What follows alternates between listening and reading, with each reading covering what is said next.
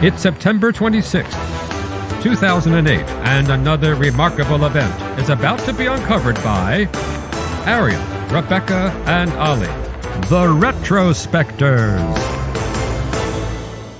From Astro Boy to Iron Man, flying around powered only by jet engines has fascinated people for, well, pretty much as long as there have been jet engines. But it took Swiss aviator Yves Rossy to turn the jet-powered fantasy into much more of a reality than ever before, today in history in 2008, when his years-long project to become a real-life Rocketman culminated in a 9-minute, 32-second flight over the English Channel. Yeah, today was the day he became the first person ever to cross the English Channel using a jet-propelled wing strapped to his back, because why the hell would anyone want to do that? Yeah, I mean, if you picture the scene, he got to 2,500 feet over Calais in his support plane and then tumbled out. He was wearing this 6-foot-wide plastic wing reinforced with carbon fibres, and attached to it were 4 kerosene-fueled turbine engines. As you can imagine, a 6-foot wing isn't very good in a small support plane, so it was folded up, which meant he tumbled out 2,500 feet over Calais and then plunged for several hundred metres before the wings unfolded, as, you know, going to plan, and stabilised, enabling him to stop plunging. Yeah, it was actually his third attempt. The 2 previous attempts had been postponed due to bad weather. And on this day, the weather was so favourable that actually he was helped on his way by this tailwind that cut his flight time by about 2.5 minutes. And consequently, he arrived over the White Cliffs of Dover with enough fuel to be able to do this sort of celebratory aerobatics routine that he hadn't planned on. He just was like, well, I'm here early and I've got some fuel to dump, so I'll just entertain the crowds a little below. He then pulled his parachute and drifted gently downwards towards the ground, waving his legs excitedly as he went, but then face plants in the dirt, which is just this sort of deep contrast to the elegance of both the flight and then the descent towards Earth. He just like crash lands as he arrives. He was fine, but it's just not a very dignified landing. But if it had gone the other way, if the tailwind hadn't cut his flight time, but in fact, for some reason, his flight time had been extended by 2.5 minutes, he'd basically have run out of fuel. Yeah. Because, you know, the thing's really heavy, these 4 tanks of kerosene on his back. And you can only fly for, I can't remember the exact amount, but it's like 12 or 13 minutes that he had, max, before he would go plummeting into the sea and die. Yeah, I mean, he also had no navigation tools. You know, the whole point is that he turned himself into the aeroplane. Yeah. He said later, you are the fuselage, you are the cockpit. But this also meant that you obviously can't navigate. So the support plane that he jumped out of also then guided him. So if he hadn't had that, it's not like you've got an awful lot of leeway to just be like tootling around over the English Channel. You basically need to have a plane that you can follow. I mean, I say he would have died. Obviously, he had a parachute. Yes. He had 2 parachutes, a backup as well as the main one. And he had a release string that he could pull that would just chuck the fuel into the sea if needs be. So, I mean, probably he'd have been okay. He was pretty experienced at this. But still, it's just such a completely insane thing to do, isn't it? Yeah. I think, you know, the crowds that gathered to see him, what are they watching? Like, are they watching man's new frontier of flight? Or is it just almost a circus freak show of like, can you believe this guy's doing this? Yeah, and I mean, it was dangerous stuff 99 years before this day when French aviation pioneer Louis Blériot made the first ever aeroplane crossing of the Channel in a rickety monoplane. It took him 36 minutes, and he won a £1,000 prize, which had been offered by the Daily Mail, leading the Daily Express to declare Britain is no longer an island. So you can only imagine what they would have made of a man with a jetpack landing in the middle of Dover. Well, I mean, obviously decades had passed in which manned flight had become normalised. So, I mean, what Yves Rossy had, which some of those aeronautical pioneers didn't, was experience.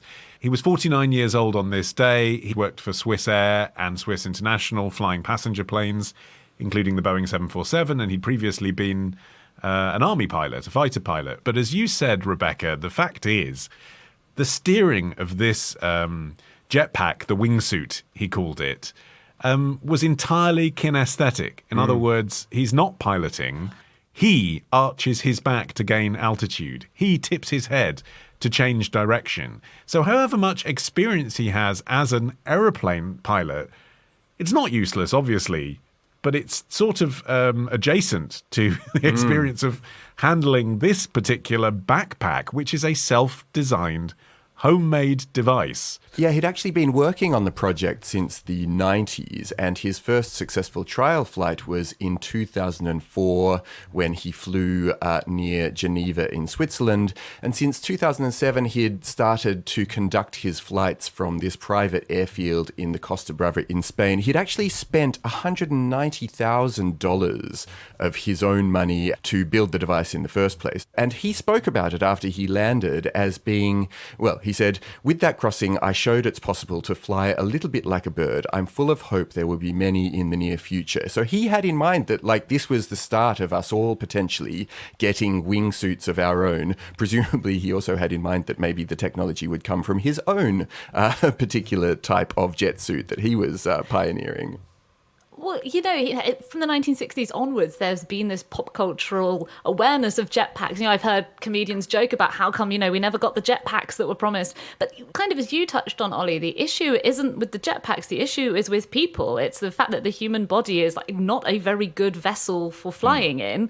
Rossy has spoken about having to have such precise control over his head, his arms, his legs. His first wingsuit, he had 2 engines and he could only move side to side. The one that he flew with on this day enabled him to move up, although crucially not down. As we mentioned, he had to use a parachute. And it takes so much training for the human body to be controlled enough to navigate with a jetpack safely. And even then, there are still accidents. The human body is just fundamentally unstable.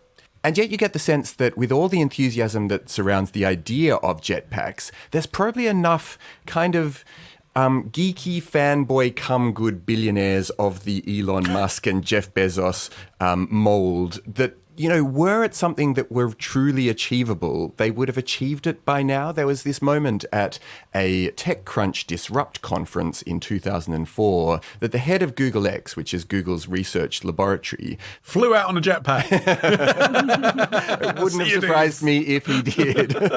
But no, he said that they'd actually investigated jetpacks but basically found them too inefficient to be practical. So as well as all of the safety concerns, the simple truth is that to get someone airborne, you have to generate 1 G worth of lift or propulsion to be able to counteract gravity, and that burns an enormous amount of fuel. So they're just not really all that useful on Earth. The place where they have become useful, obviously, is in space, where astronauts sometimes do take spacewalks with jetpacks on their backs, but that's because there's no gravity up there, and a very small amount of thrust can yield dividends in terms of propulsion. Yeah, the main obstacle to the use of jetpacks on Earth, apart from the frailty of the human body, is the fact that they consume such huge amounts of fuel. The wingsuit that Yves Rossy wore on this day to fly, it has a maximum air flight time of 13 minutes, but that consumes 30 kilograms of kerosene. He said before that he thinks passenger drones are a more likely way that people will be flying around in the future because of this fuel issue, because of, increased awareness of the fact that we shouldn't just be burning up hundreds of kilos of fuel just so that we can fly around in a wingsuit. Even the rocket belt, the version that was developed in the 60s, that used 5 gallons of hydrogen peroxide for a maximum flight of 21 seconds. That's the reason that the project petered out, is who is going to be carrying around that much hydrogen peroxide in a battlefield situation.